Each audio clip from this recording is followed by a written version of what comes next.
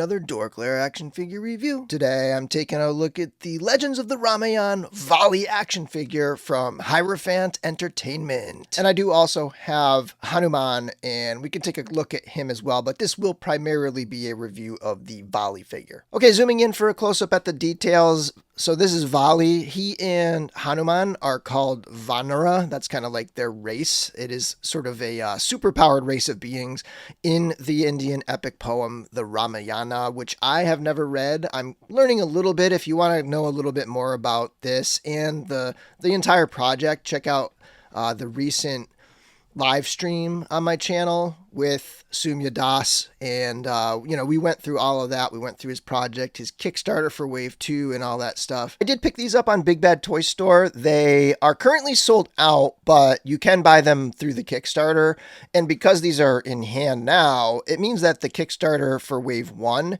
is going to ship right away. Like, as soon as the Kickstarter ends, Hanuman and Vaali and their accessory set, that'll ship right away.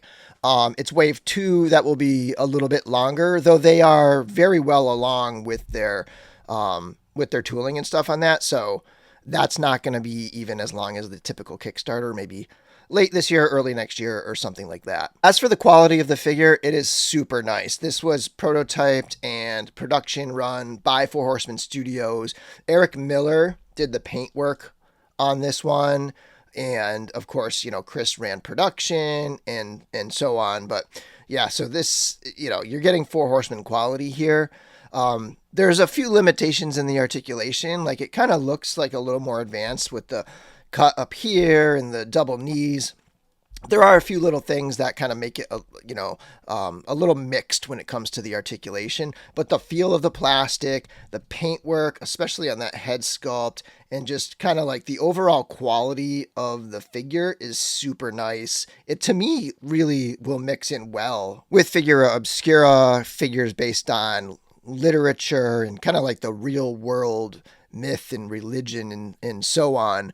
These are going to just go awesome next to Ganesha. And then just another look at that head sculpt, which I think is fantastic. It does use a faceplate system, so there's a swap out faceplate there, and that's painted really well. And again, this was prototyped by, or paint master by Eric Miller. Looks awesome.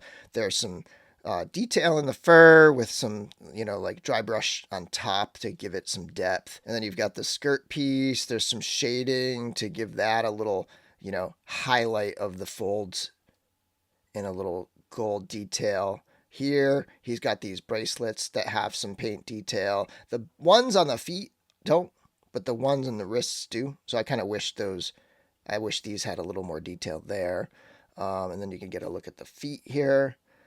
But yeah, your toenails are painted. You got the fingernails painted up. So everything looks really good. It's a nice looking figure, great feeling plastic. He does have a tail that pegs in the back with a hinge and a wire, so you can kind of pose that up however you want. But a very cool looking figure. And then Hanuman is, basically the same figure with a different head sculpt. And a few other little details like this piece that comes up here. He's got a different necklace. Of course, a different head sculpt, a different little setup. They do have holes in the back so let's see if you can see them here. So you can see the hole on Vaali, and then these shoulder armor pieces, they peg into that hole there. Hanuman, I feel like, has even almost more detailed paint work going on, or at least the shading is a little more prominent, maybe because he's just a lighter color figure overall. But kind of a lot of the same pieces and same parts, but different ankle bracelets and, wrist bracelets and stuff. And then he also has a tail.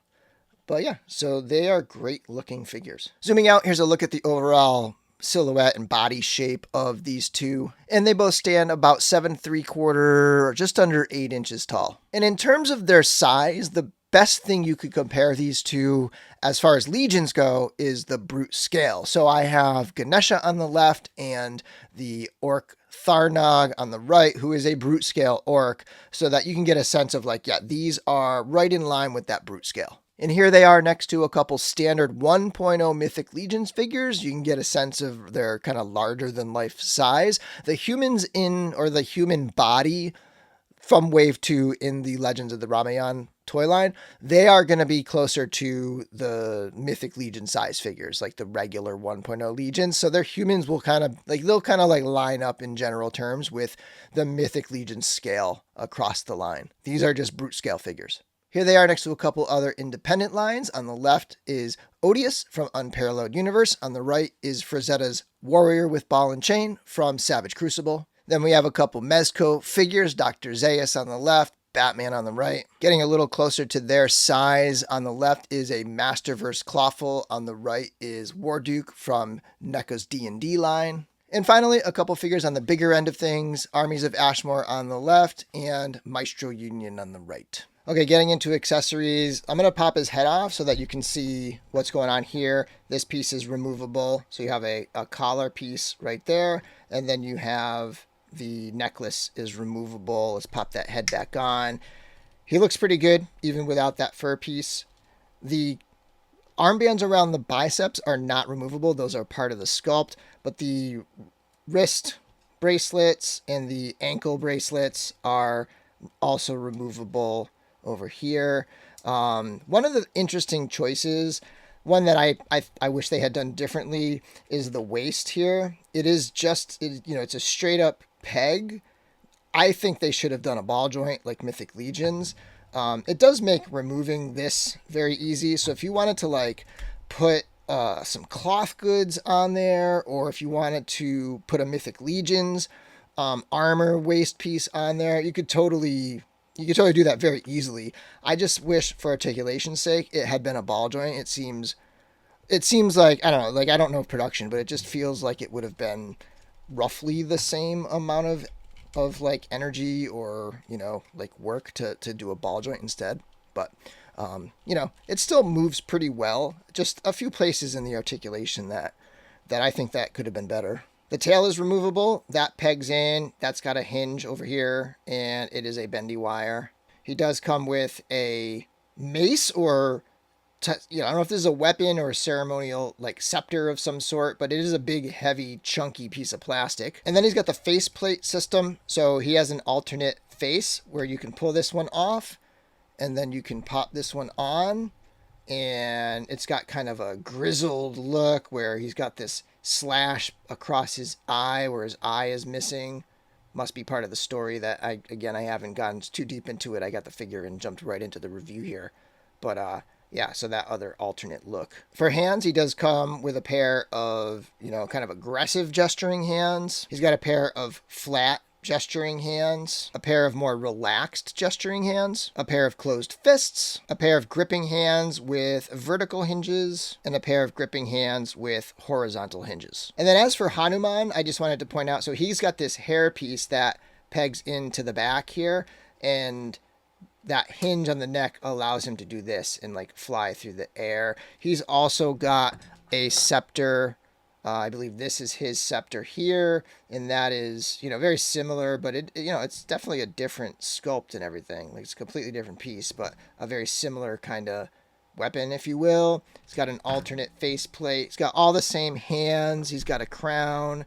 So yeah, so a lot of good stuff with these figures, and they are totally swappable. So like, for example, if you wanted to put his black fur on the top there, you could totally do that. It's not a bad look. Okay, let's get into articulation. I think this is a place where some people will be divided on this figure. In fact, it feels a little mixed bag to me in terms of articulation. The head is on a double ball joint, so you got a lot of good range in that head there. Now that backwards motion, you're not going to get a lot out of it on Vaali because his hair gets in the way. But on Hanuman, his head can go all the way back if you put that alternate hairpiece on there. But yeah, so pretty good range of motion in the neck, I would say. There's a hinge at the shoulder that brings it all the way up here, and then you can swing that shoulder all the way around. There is a bicep swivel that is one of those ones where this elbow pegs up into the shoulder, and then this piece is like a separate piece, similar to some other lines we've seen. So there gives you some bicep swivel there. There is an elbow joint, and this is where it's very limited. Like you're not even getting close to 90 degrees on that elbow joint. Like this is a place where, they did double knees. They maybe could have done double elbows to get a little more range, a little more posability there. You have hinge and swivel elbows here. So I believe just the alternate set of gripping hands has the vertical hinges. You do have a nice double ball joint at the diaphragm cut, so that's great.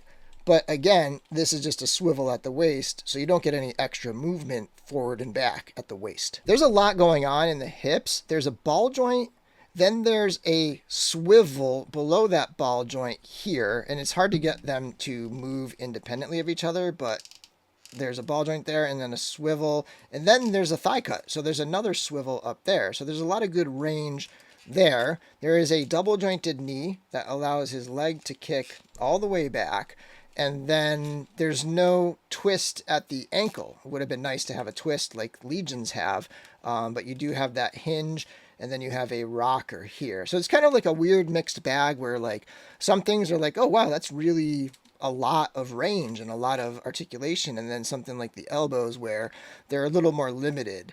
But like I said, overall, like the feel of the figure in hand, the heft of it, the quality of the plastic, the paintwork, it all comes together. Even though there's some places where the articulation is limited, the overall effect is really nice. I'm really into this line, and I'm looking forward. I'm back in the Kickstarter for Wave 2 and looking forward to seeing what's ahead. So thanks for watching my video, and until next time, may the Force be with you.